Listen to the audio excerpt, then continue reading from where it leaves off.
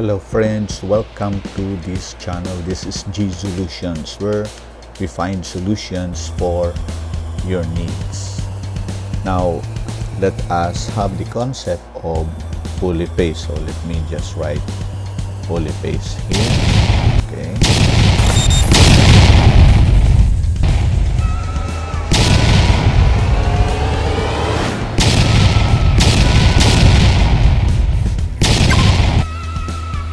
To be able for us to understand this word, we know it already that we have this word, a single phase. In our previous video, we are dealing with single phase. So you know it already that this single phase is actually a phase on just one, okay, just one representation of your phase. So that's why we have this schematic representation, the circuit schematic representation of like this one, in which this is the volt source or the source and this is the load. Now if you are going to present this to a waveform, it may be like this one. For instance, the waveform is starting at this 0, 0 origin of XY plane. It will be a sinusoidal waveform, since this source is an alternating current. And for further investigation of the waveform representation, we know that this point here is the maximum value or the peak value. This is the peak value, okay? And you have a positive peak, and also here is the negative peak, okay? The peak value, okay? Negative peak value or the maximum value. Okay, so this is how we represent this diagram or the circuit diagram to a waveform representation, in which we can also represent these two phasor form using the arrow. So if we are to have V as our reference, it will be coinciding at this horizontal axis. So this will be your V. And since this is a voltage, it has a load, and you have here an I by Ohm's law. So we have also an I for this phasor form representation, in which if it is pure resistive, or this one, okay, the load is, or Z is pure resistive, it doesn't have an inductive or capacitive reactance, so that will be pure resistance, and the current will be coinciding with the voltage. But if it has a resistance and an inductive reactance or capacitive reactance, it will be in another representation of this one. So if we are dealing with pure resistance here, you know that your current may be with like this, also the representation of your current, and your, maybe if this is your voltage, and you can have also the power there, okay? So this is how we represent our circuit diagram. You can have it in this one. That's why we are using the trigonometric functions and our ideas in mathematics to be able to deal with this kind of problem. So this is also the waveform representation and the phasor representation. This is for the single phase. Now for polyphase, we mean a lot of this, okay? Let me have this one, for example. Okay, this is, for example, J1, and this is B sub 1, and another like that circuit diagram, but this is J2, and this can be your B sub 2, and another one. Okay, for example, J sub 3, this is B sub 3, and so on and so forth up to N. Okay, and you can represent it also in a waveform. Maybe the waveform for this circuit diagram is, it started here, and that's it. Okay, maybe this is your B sub 1, and for your B sub 2, it may be started at a certain angle, delayed after B sub 1, so it may be it started here, and that is your waveform. And another one here, maybe it is more delayed than B sub 2, maybe it started here. Okay, so and so on and so forth. So this is B sub 3. Okay, so this is what we call polyphase. So this is for single, and polyphase is there were lots of single phase, and you just place it on one system. Okay, so that's why you can, if you can make a circuit diagram involving all this system. For instance, I will be writing it in what we call the star connected system. So say N phase, in phase, or a lot of phase in which you don't know star or Y connected system. Okay, star or Y, okay, some are using star or some are using Y. Okay, star Y system.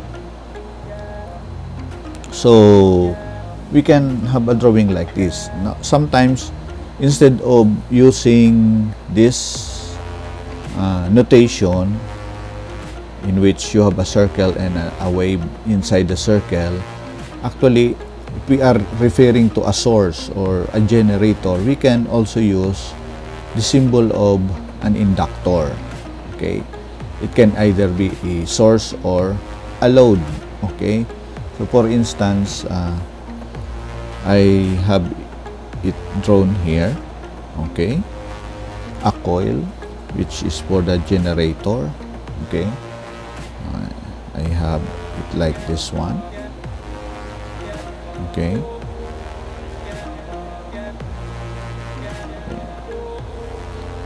so okay, so and I will assume that this is a generator because my current will be going up to this into this direction. It is going out. Now, if in case your current is going in, it means that it is accepting an electrical current, so it is a load. Okay, so but since it is going out, I just place it here. So I let me name it as I sub P, and this one, this sources here is represented by this coil. I will name it as B sub P. So since that I want that this B1, B2, B3 are the same, so I'll have to use again B sub P here, B sub P, B sub P. Actually, notation used here letter P because this refers to phase. Okay, phase. Okay, it means that this is B phase and the current that is flowing from that coil is I phase. Okay, and outside here in this terminal in which it is supplying now the current, or the current and also the voltage or the energy, IP will become I sub L. So I am using this P for I phase and L here for line. Okay, line. That's why IL. So this will be now line. So therefore, the voltage in these terminals, okay, so we will have a voltage here. I will name it also as B sub L. So that is the voltage line. So you can now determine or distinguish which are the current that is phase, I phase, or the current that is the line current, so to speak, or the voltage phase or the line voltage. Okay, so these are all the line voltage in the terminal, and the inside of your generator, which is arranged like this one, are the phase voltage. Okay, so you can actually connect this lot of phases here to this one system. We call this as in phase star or Y connected system. Okay, and if you are going to plot the waveform of this one, it will be like this one. Okay, so maybe this one, this I phase and B phase here has a waveform like this. Okay, so and after that one, another waveform is produced by another phase here. Okay, let me consider this as BP. Maybe it started here. Okay, there is another BP. Let's designate this as B sub P1. Let's say this is B sub P1. This one is B sub P2. Okay, and B sub P3, B sub P4.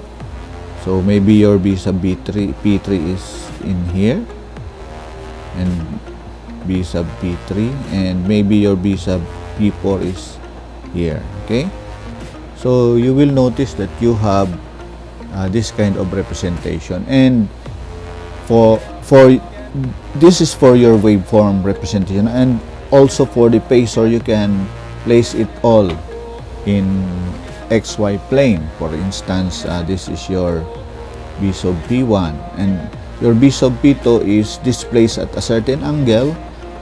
Okay, with reference to B sub P1, it may be here. Okay, this can be your B sub P2, and the other one can maybe here. After some time, it is now there, and another angle for another voltage, and so on and so forth. For this in-phase system, you can have this kind of presentation. So I just wanna clear it to you that Polyphase is actually single phase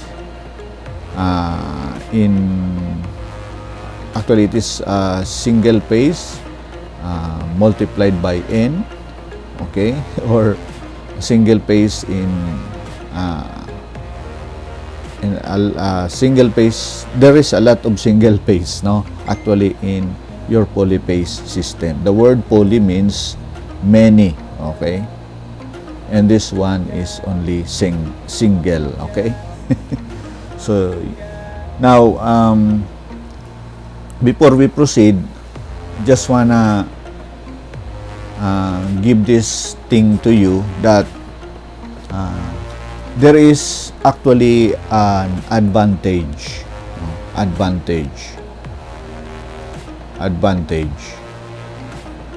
in using the polyphase system.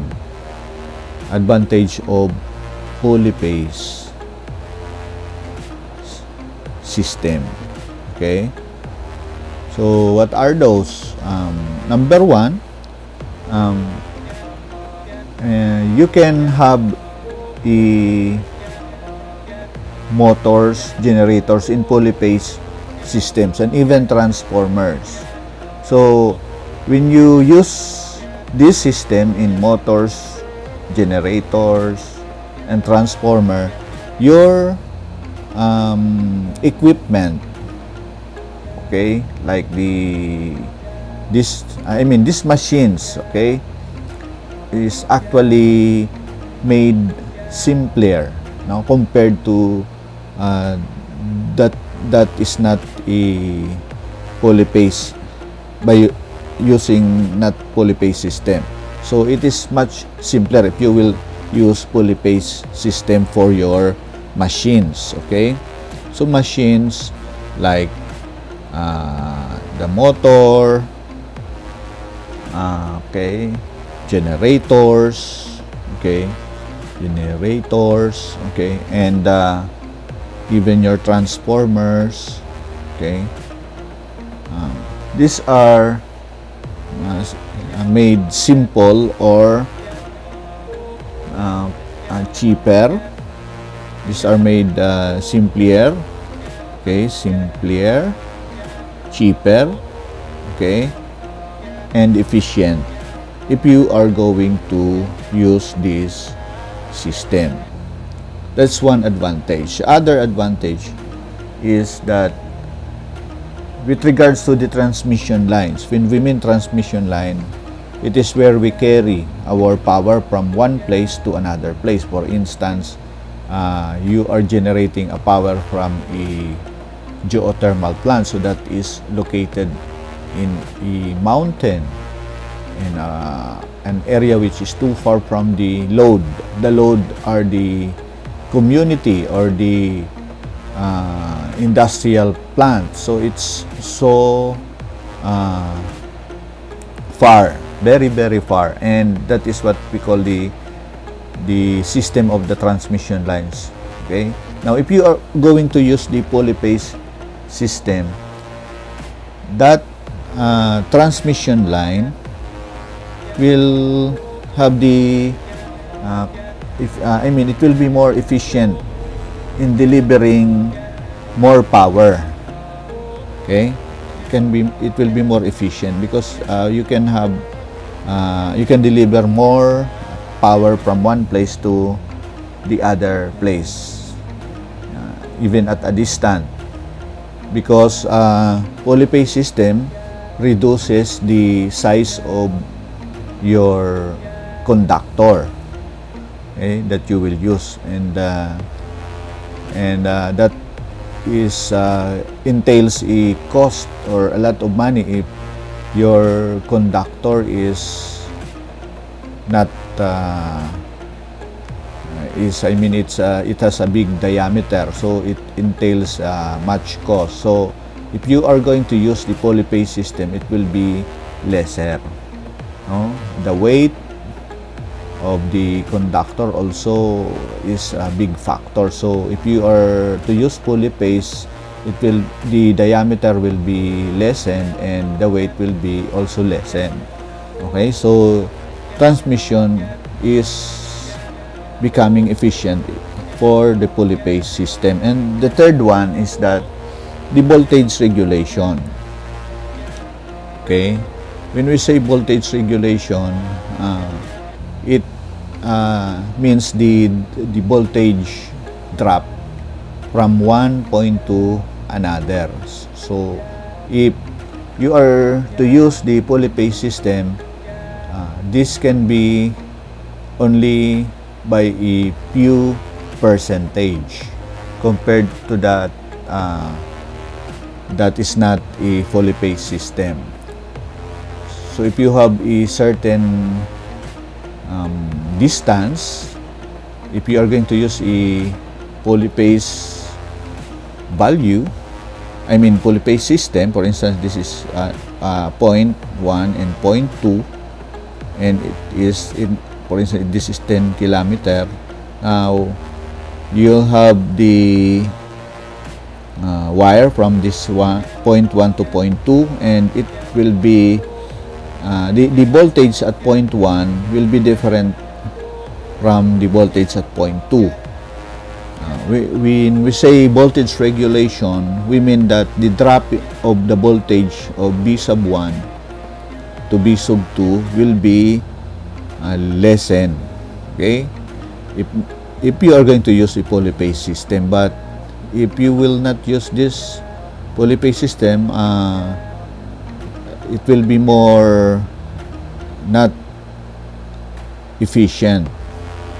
No, the drop of your voltage will be much larger compared to the polyphase system. So these three are the advantage of using a polyphase system. Okay? So I think I have presented to you the polyphase system. Okay, so for our next topic, we will discuss the in-phase star connected system or the delta system. Okay, thank you so much for watching this video.